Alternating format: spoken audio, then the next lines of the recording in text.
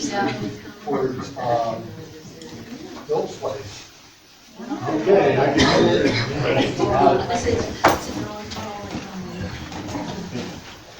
I pledge allegiance to the flag of the United States of America and to the republic for which it stands, one nation, under God, indivisible, with liberty and justice for all.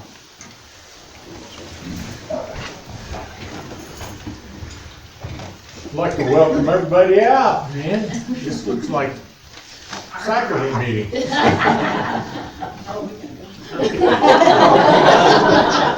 did he say? We gotta go.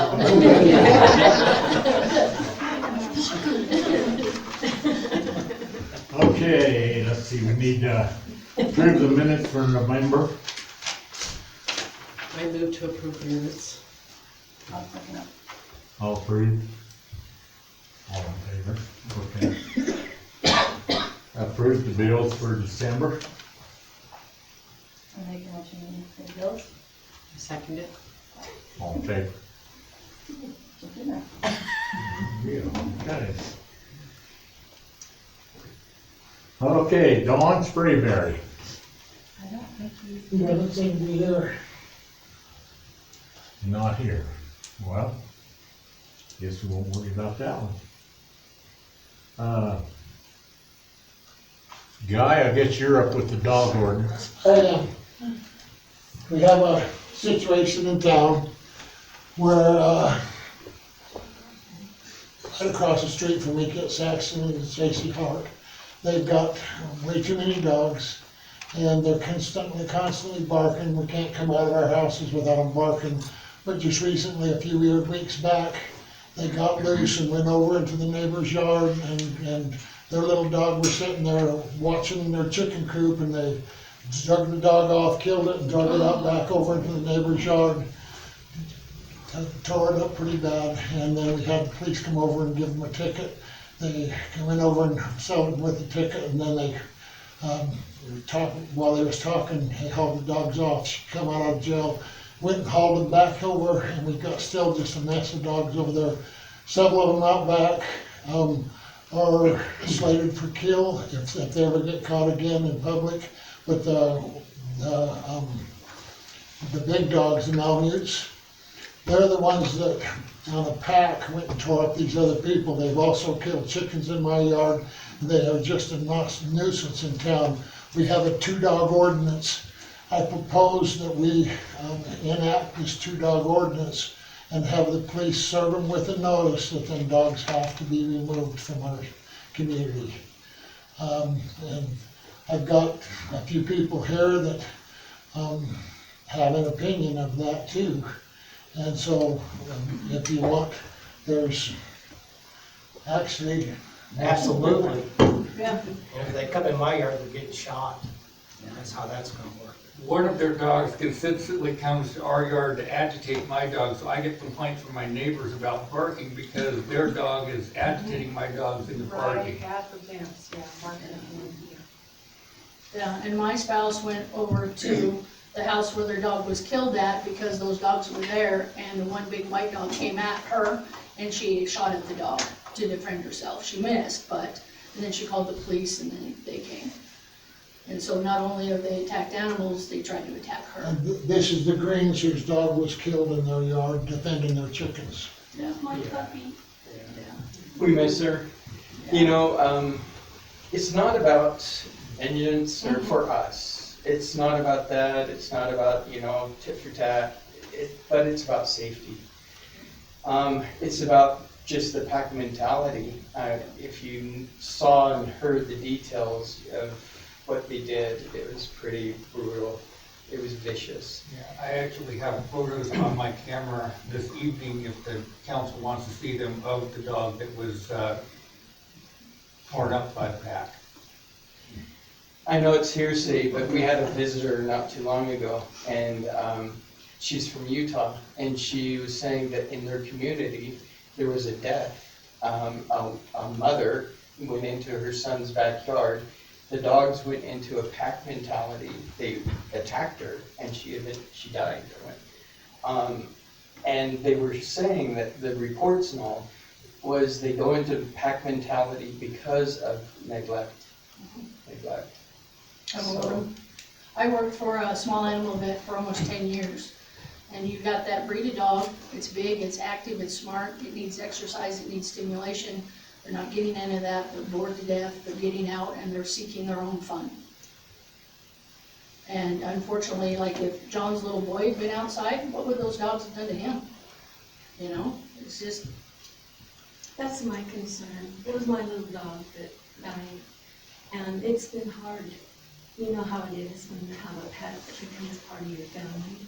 I don't have any desire for someone to have to lose their family or their loved pet, but I have concern for the community that we can be safe and that our animals and pets can be safe and that especially our children can be safe. And one, little bit away from John's little boy, and he comes over to our house regularly. And it could have been him. And that just makes me sick because it just isn't right. So I just feel like, we're looking to you to do something to help us on this. Well, I'd like to know when she gets a ticket and they take them dogs down to the pound, she goes down there and pays the fine and gets the dogs right back out again. yeah. What, Yeah, what's with that deal? Yeah, so are you guys calling dispatch each time this happens? We did it, they came out twice, right? Yeah, but Yeah, that's the first step. So you gotta get law enforcement involved, and yeah, then if they want to, did. they'll do the ticket. They were involved in the Right, ticket. well, and you need to continue to do that, because every instance is another crime potentially. And I would like to mention that, the dispatch was called, but initially, people didn't want to call dispatch because they were afraid of what the individuals would do when the police were called. But we cannot be afraid of what the Yeah. individuals are going to do when the police are called. We have to call dispatch and make the report. And that's my point, is because and the city already has some ordinances in place, and state law already has, provisions in place for animals at large, for vicious dogs, things like that. Excuse me, but nobody can do anything about it unless law enforcement knows, right? And so you have to be involved and do that. And then, now I don't prosecute your tickets because that's the county prosecutors, but I prosecute for Blackwood and Aberdeen and Shelley. And the most frustrating thing from a prosecutor standpoint or a law enforcement standpoint is nobody then wants to be involved after the ticket's issued. Well, then we can't do anything with it, right? And so you have to make a decision to want to see those things through. And that's the first step. Because you can put 100 laws on the book, but if nobody is willing to help, then a prosecutor or a law enforcement officer can't do anything. So, It's that's, really difficult. How many times has the law, how many times has the cops been over there to, For them dogs,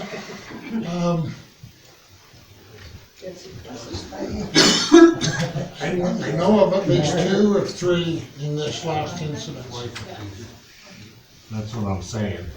So how many times does it take? yeah, well, so, and just so you understand, back to on a vicious dog, for example, they can impound the dog, but ultimately ends up being up to the judge on what he does with the dog.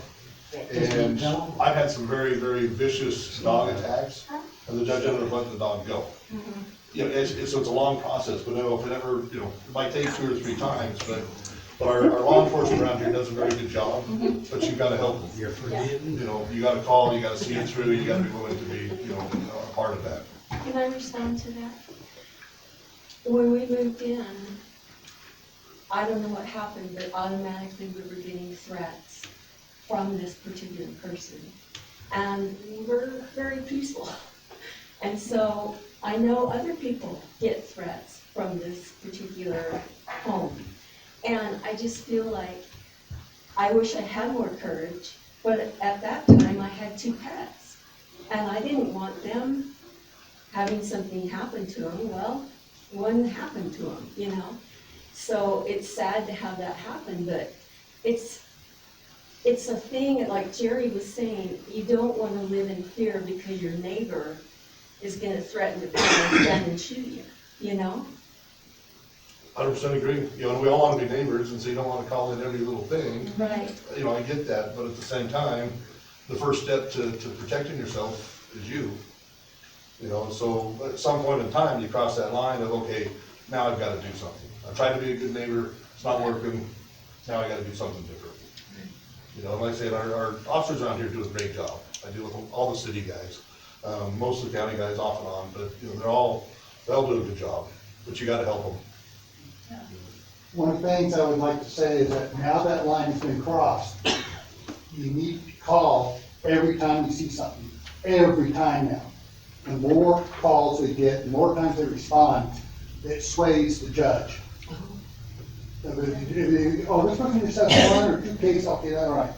Whoa, he's got 30 instances here, we need to do something about it. That's gonna be the judge's mentality. And everybody has a cell phone, right? Video, catching that, and then that one, when the deputies come out, you can say, here, this is what was going on. And they can see that, and that gives them more to go on. You know, probable cause is a lovely thing, isn't it, deputies? I just don't understand why if it's done something bad like that, that shouldn't be enough, because we had a dog years ago and it bit a neighbor kid and they come out and they said, well, you need to put it down, or, I mean, it was only one time and we had to do something with the dog, you know? And a lot of that comes down to the judges, and I like our judges, don't get me wrong, they don't mean to be, you know, but I've had, you guys probably remember the incident in Blackwood here, it was probably 6 years ago now, the lady had 270 some odd stitches and it killed her dog, and it just, I mean, nearly killed her. And the judge decided to let that dog live. You know, and it was just, how, I don't understand that, but, you know, we're all, I guess, pet lovers to some degree, but that was one of those instances where I thought, you know, that needs to go. And I had one where the 9-year-old girl got whipped around like a rag doll. It was 170 stitches in the back of her neck. And the parents fought to keep that dog alive. It's like, it's your daughter. You know, I don't get that. You know, but it like I say, it takes, you gotta stand up, you know, to protect yourself and help law enforcement. Because the laws are there. I mean, they're already there. It's not like city can wave the magic wand and, you know, put another law in place that helps. But you gotta help law enforcement, and it takes time. So you gotta be patient, but they do a good job, and eventually it'll get there. Well, what can law enforcement do in the meantime, because they have too many dogs in this area? Well, again, that's a citation. Right, You know? okay. And then it's up to the county prosecutors to, you know, make that part of, you know, the criminal prosecution. Right. So prosecutors have a lot of flexibility in what they can do as far as, you know, 'cause obviously our first goal is to solve the problem. Right. Well, you know, maybe $300 doesn't scare somebody, but if they have 5 citations, well, 1,500 might. You know, and then the prosecutor can say, well, I'll dismiss these if you get rid of the dogs, or I'll, you know, and there's some flexibility in what they can do. But again, it takes you guys to get that process started. Yeah. And then you let your, you know, your concerns be known to the county prosecutors, and then that sways them to make sure they're doing what they can to solve the problem. So if those dogs came to my yard, I don't have the right to shoot them? Yeah, you can't discharge a firearm in city limits. If it's self-defense, you know, if it's self-defense, I wouldn't, well, and I've had that happen in Blackwood where they were saving their goats and things, I'm not gonna prosecute that. Yeah. I mean, it's Well, this defense. is pellet gun. It's I considered can tell firearm. you my It's experience. just gonna piss them off. Because I'll tell you what, right now, there's some dogs down the street, I will beat them to death if they kill the cats. And if those dogs come down to my house, they're gonna suffer the same fate. Yep. If you won't let me shoot them, I'm gonna kill them another way. You know, and so I've had that happen in Blackwood. I'm not gonna prosecute that when it's a defense of your animals and things. I can't speak for the county prosecutors, they may have a different view on it. But to me, if it's I have to go out defense, every day and chase them out of my yard. And when you got ordinances, they're not supposed to be loose or in my yard and everything else, so that ordinance is nothing. well, it is, but again, if you call law enforcement, So, then they can sign okay, them. I'll start calling them at least twice a day. And as far as you like shooting a dog or killing it if it's on your property, I can't speak to the county prosecutors. That's fine. But like I said, I've had it in Blackwood, and to me, I'm not gonna prosecute something that's defensive of my animal. If they come in my yard all day long. So, that's what you need to call law enforcement. And video them in your yard too. Oh, that's a good idea. Curtis? So I've had experience with that. So when we had animals in our yard, we had some of the neighbor dogs come over and actually kill one of the animals, one of our animals. And they were nice dogs, and I was able to round them up and trick them to go into my shop, and I just shut the door and called law enforcement. And as we were talking, I was in my total right to shoot that dog right now, right there on my property. And I have a low tolerance for an aggressive dog on my property. If it's just the neighbor dog and you kind of know it and it's okay, it's not a big deal. But I promise you, if an aggressive dog came on my property, I would not hesitate. I will shoot it. And from what I understand, talking to one of the officers when they came over in that instance, they told me that was in my right to do so. So I'm okay with that. I will do that. I don't have a hard feeling about that. Unfortunately, my neighbor might be unhappy about it, but that's their problem. And these particular people don't take care of their dogs, and so they're running around looking for something to eat, and so that's what they're doing. And so if it's on your property, in my circumstance, on my property, I would shoot it. And I would. We got two officers back here, what's the deal? Well, it's already close this time. Yeah. Well, not 100% sure, because my understanding there has to be a compact agreement between the city of Basalt and the Dean County Sheriff's Office for you. There's a law enforcement agreement. And I tried to check on that. Sheriff Gardner's out of town this week. He's the one that has all that to make sure that it's transferred into his name, so I gotta do some follow-up on that. There's a good possibility that a lot of citations are being issued under county ordinance. So for a dog at large, it's an infraction.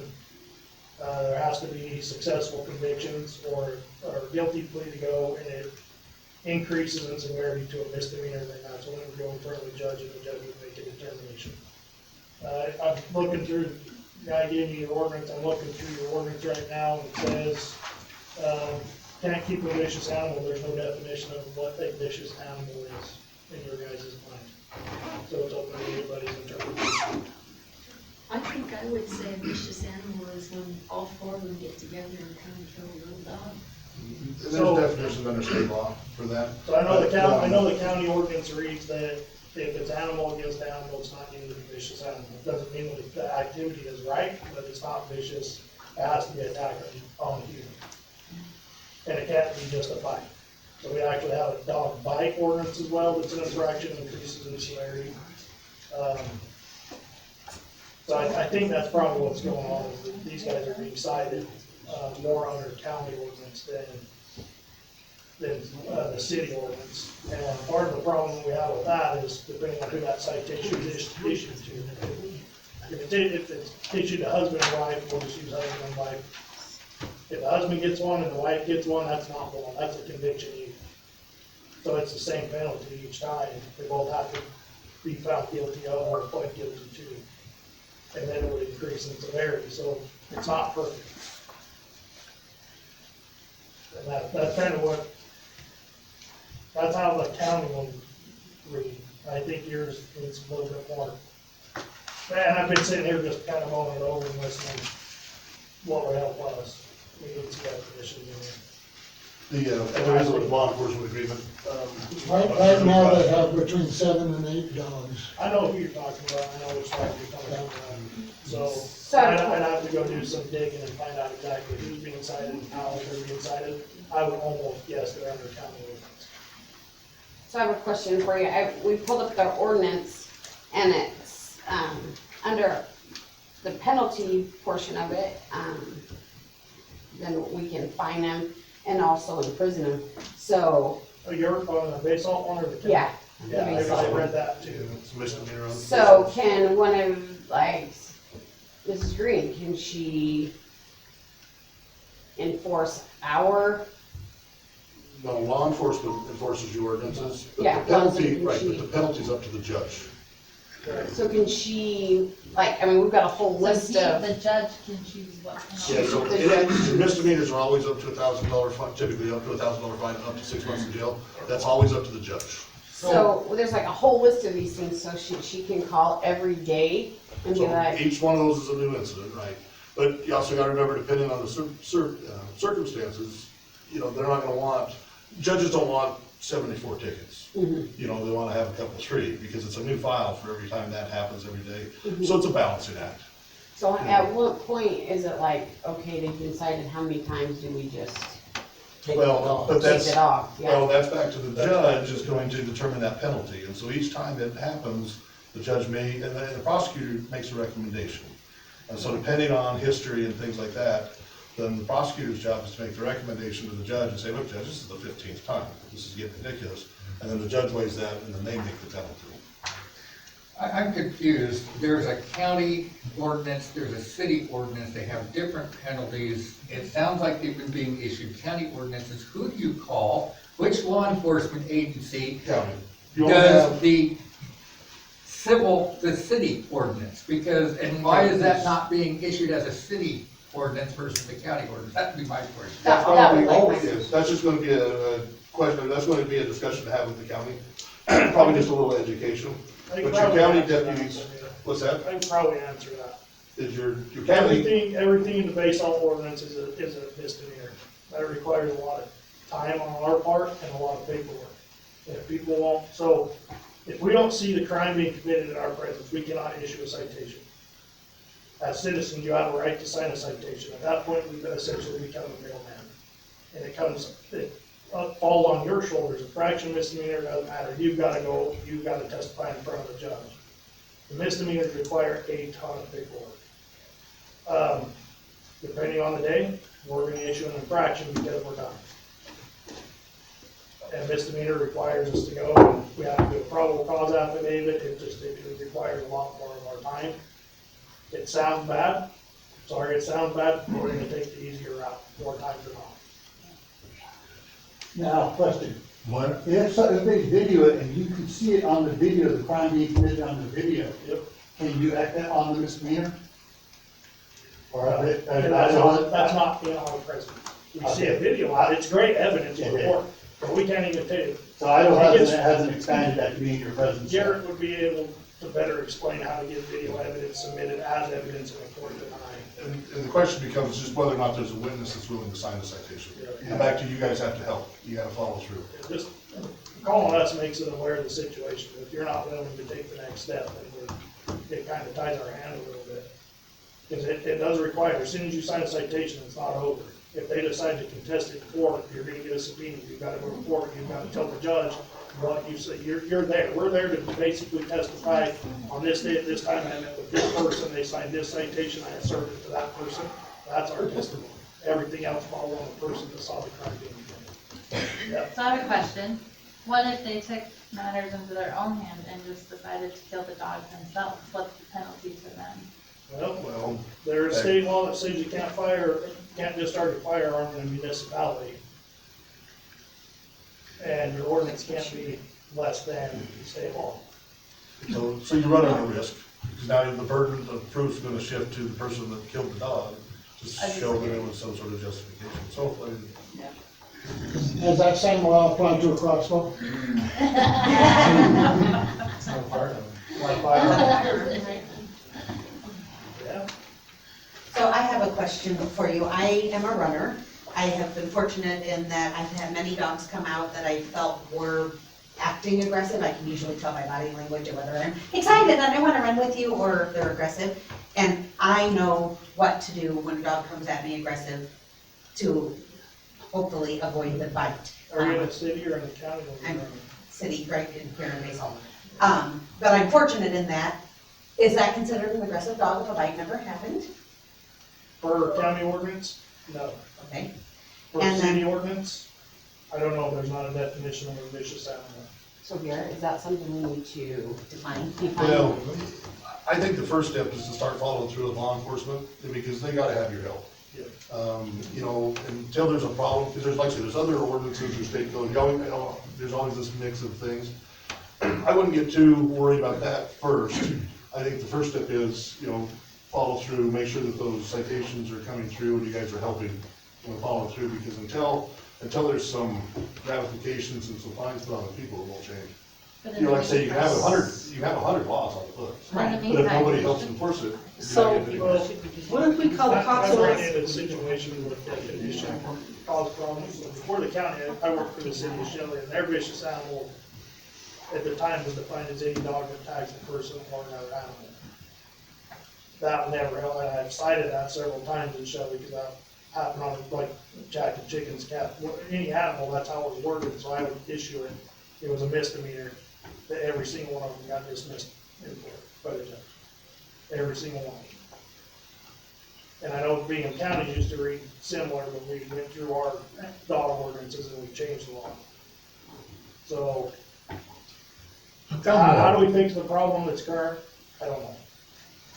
How come the animal control person, whoever it is down there, don't address this problem up here? They're a private entity, they're not a shelter, I'm not sure how all that works, it's a contract between the city and the county for the shelter. So it's- Yeah, but Basalt's in the county. Right.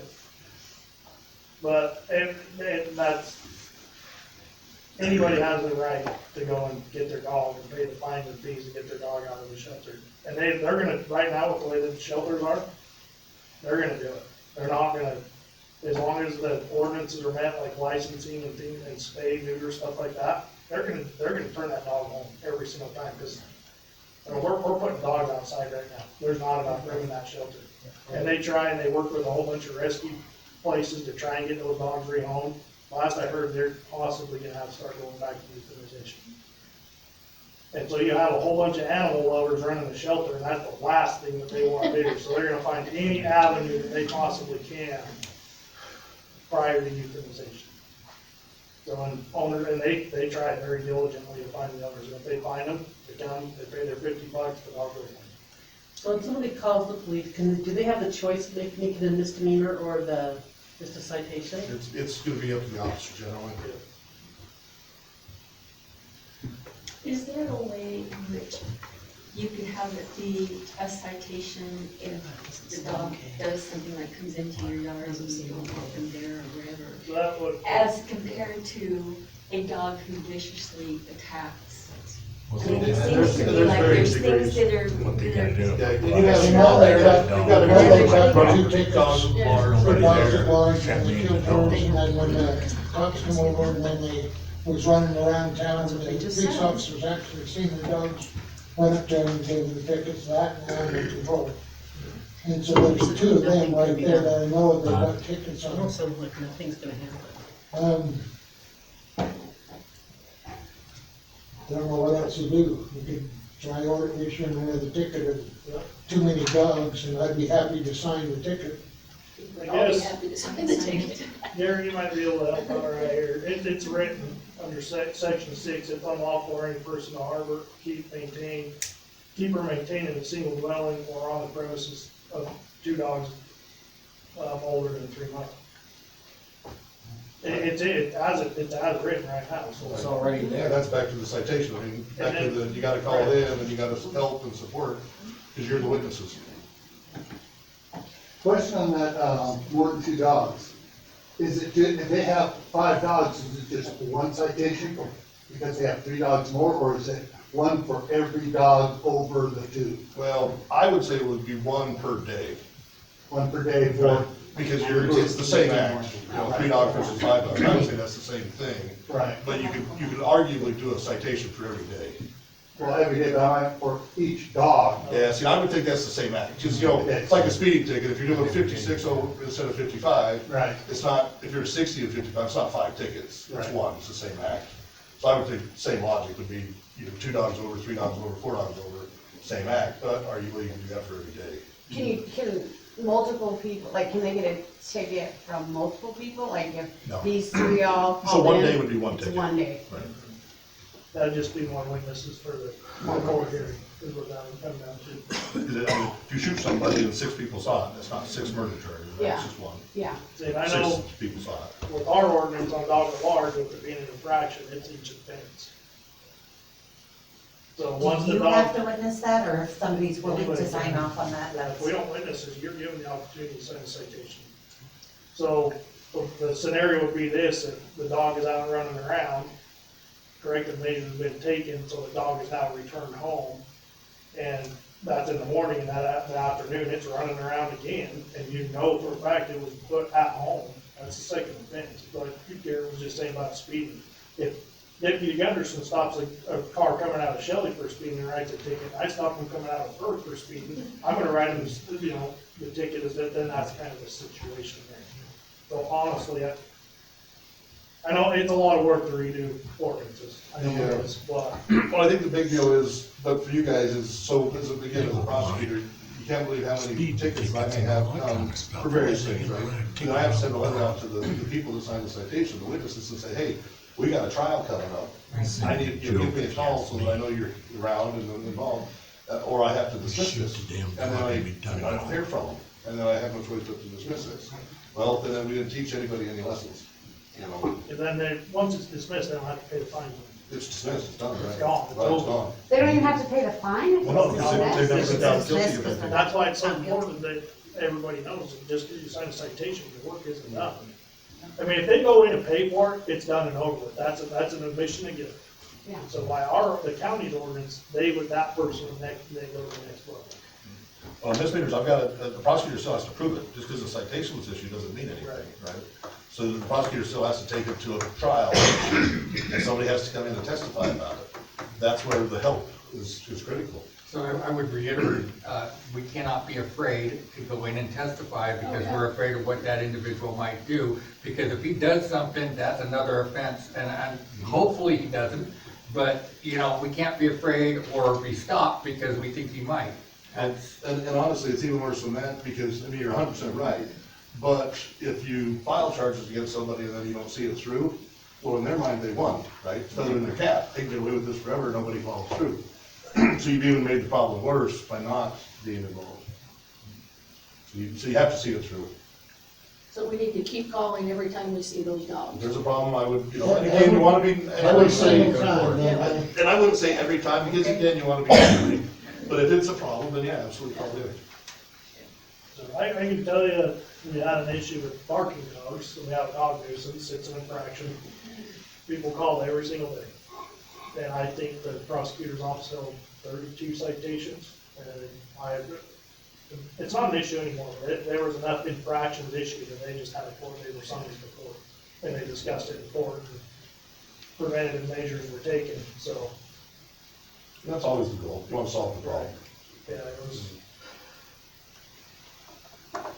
County ordinance is 3 dogs, right?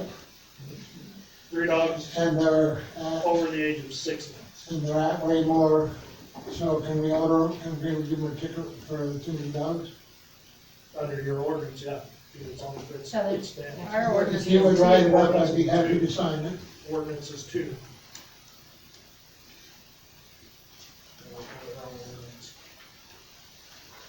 Yeah, as it's written right now, you can only have 2 over the age of 3 months per house. Shoot him, forget it. What? Shoot him. You can't, there's penalties for that. That's why I asked that question. It's for education. If there's a dog in my yard and I shoot him, exactly. He's gonna come out and Shoot, shovel, and shut up. All the way.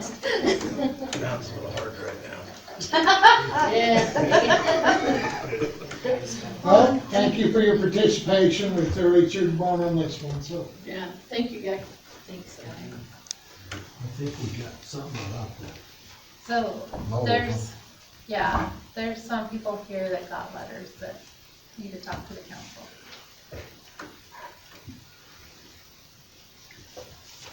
Mike is back here in the corner.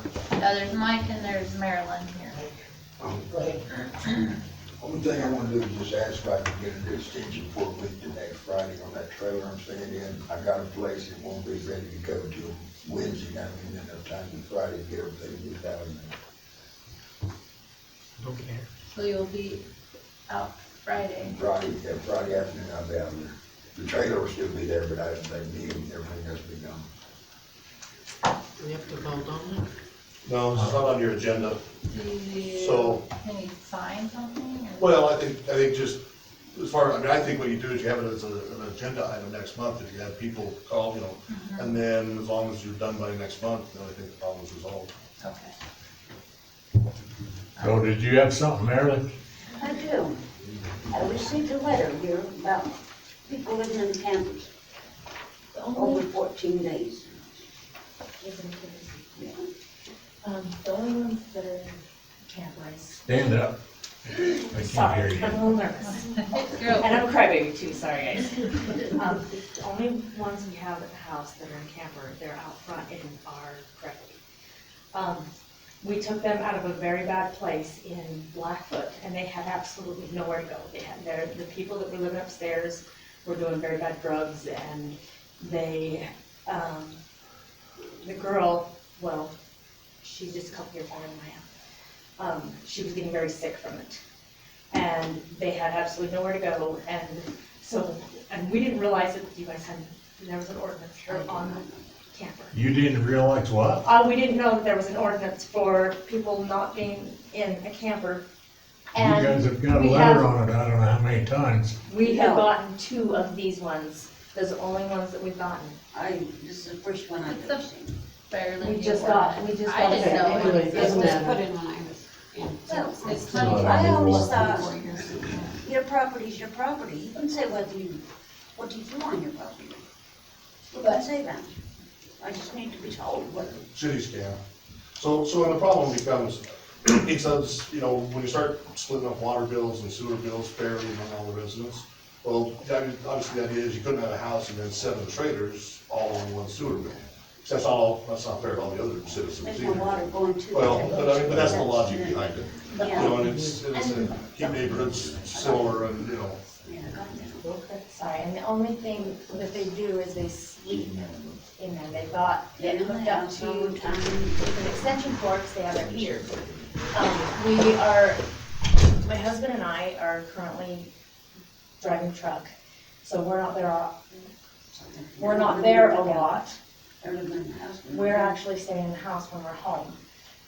We have 1 bedroom that when I'm home, I've been trying to get it cleaned because she can't do anything like that. It's just been a storeroom for a long time, and it's gonna take me a bit, I honestly, maybe the first of the year or something, if you guys would be okay with it, we will get them we plan on getting them out of the camper. Within weeks, But and then we we can't. can't- We'll be out of that camp. So it sounds like what we need to do is put you on the agenda next month. Okay. So that gives you 30 month. days basically, and then we'll decide from there. Okay.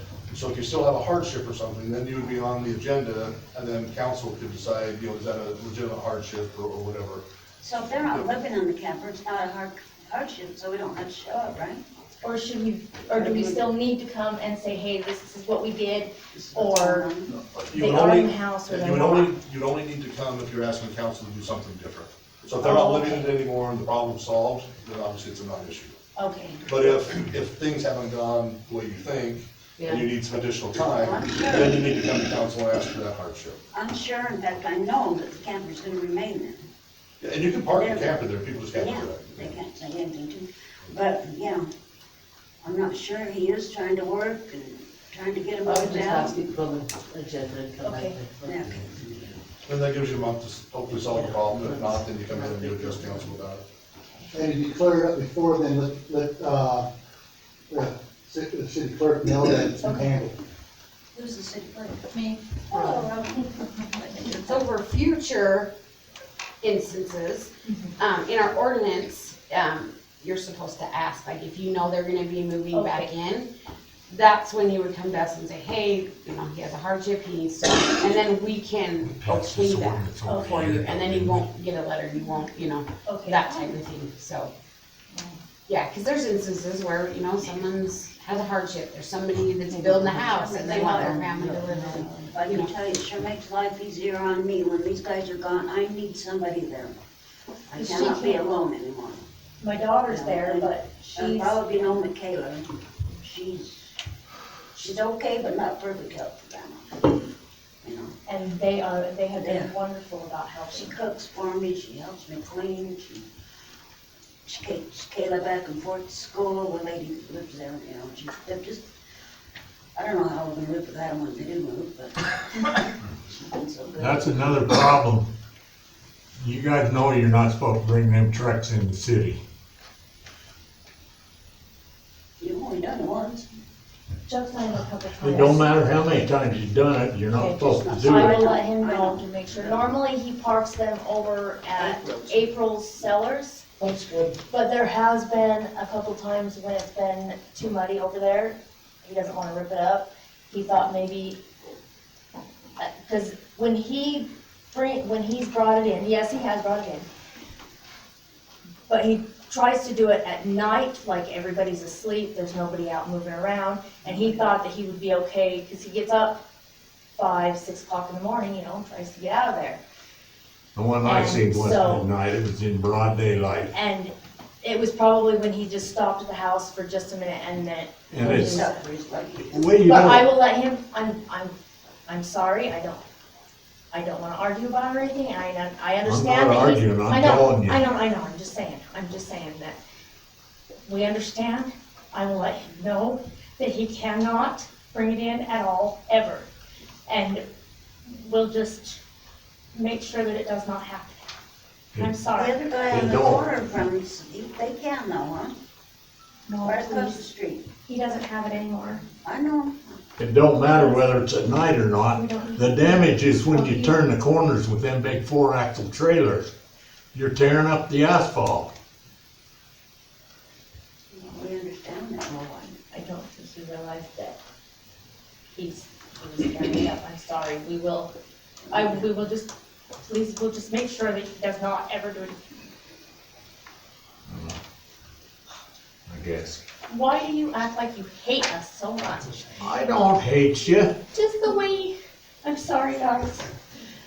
It just, A lot of things, the way it comes across is Lundquist, the asshole, thanks.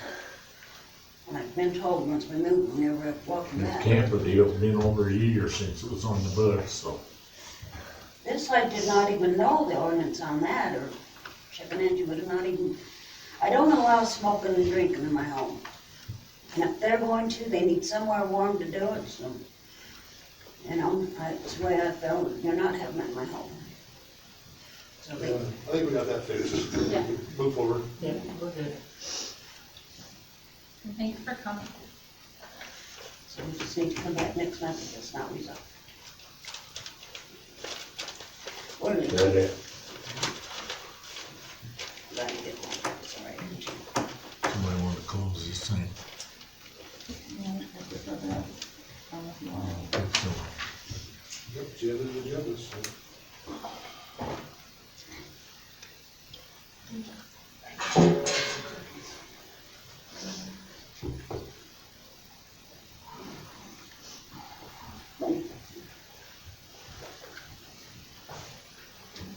Here, Bob, back to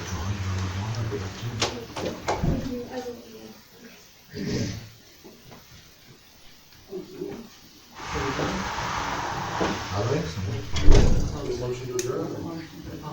I motion to adjourn. We're adjourned.